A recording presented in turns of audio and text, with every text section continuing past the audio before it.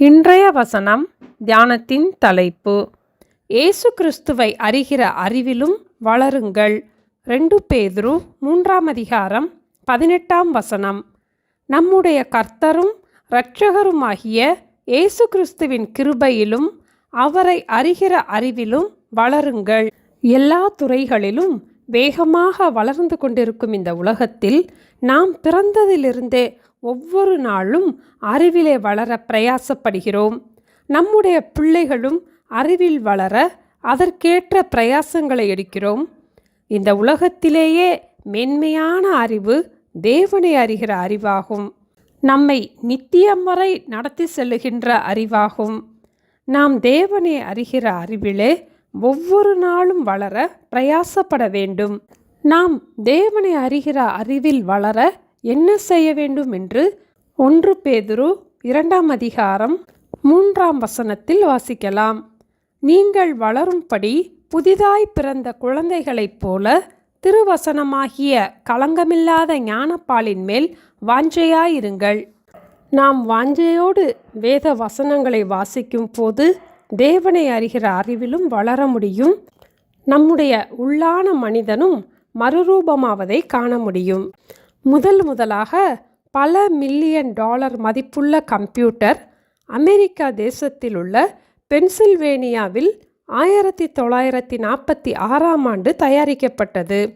அதை மாபெரும் மூளை ஜெயண்ட் பிரெயின் என்று அழைத்தார்கள். அது 30 டன் எடையுடையதாக இருந்தது. 50 அடி நீளமும் 30 அடி அகலமும் கொண்டதாக இருந்தது. ஏறக்குறைய 18,000க்கும் மேற்பட்ட வேக்யூம் டியூப்ஸ் அதில் பொருத்தப்பட்டிருந்தது. அதை இயக்கும் போது அதிலிருந்து உண்டாகும் உஷ்ணத்தை குறைப்பதற்காக பல பெரிய மின் விசிறிகளை உபயோகித்தார்கள்.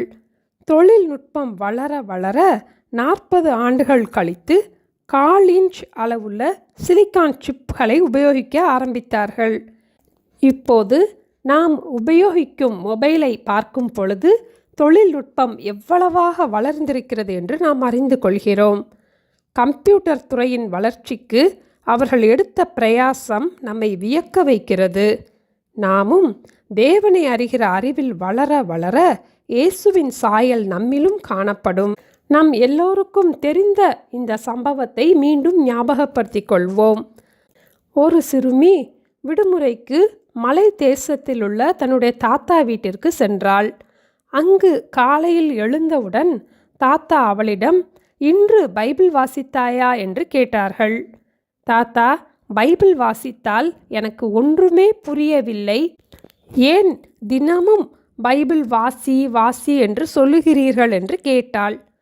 தினமும் பைபிள் வாசிக்க வேண்டும் என்பதை அவளுக்கு புரிய வைப்பதற்காக தாத்தா அவளிடம் அடுப்பு கரி அள்ள உபயோகிக்கும் கரித்தூசி அதிகமாக படிந்திருந்த மூங்கில் கூடையை கொடுத்து பக்கத்தில் ஓடும் அந்த சிறிய ஓடையில் போய் தண்ணீர் கொண்டு வரும்படி கூறினார்கள்.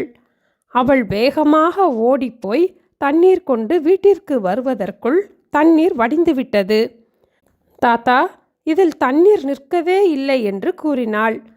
அப்போது தாத்தா, இந்த தடவை நீ கூடை நிறைய தண்ணீர் எடுத்துக்கொண்டு வேகமாக ஓடி வந்துவிடு என்று கூறினார்கள். மீண்டும் மீண்டும் முயற்சித்தும் தண்ணீர் நிற்காததால் அந்த சிறுமி, எனக்கு இப்பொழுது கால் வலிக்கிறது, சிறிது நேரம் கழித்து தண்ணீர் எடுக்கிறேன் தாத்தா என்று கூறினாள்.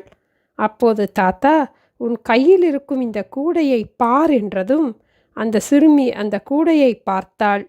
அந்த கூடை மூங்கில் கூடையானதால் சுத்தமாக பளிச்சென்று பிரகாசமாக வெண்மையாக காணப்பட்டது.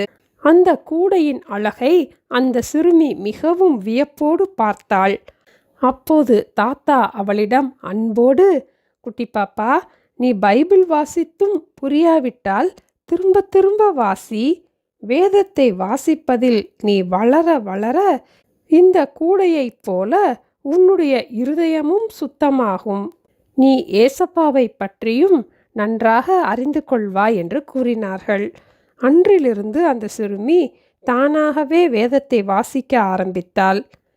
வேதத்தை வாசிக்க வாசிக்க நம்முடைய பாவ கரைகளெல்லாம் நீங்கி ஒவ்வொரு நாளும் மகிமையின் மேல் மகிமையடைந்து நாம் மறுரூபமாவோம். இயேசு கிறிஸ்துவை அறிகிற அறிவிலும் வளர்வோம்.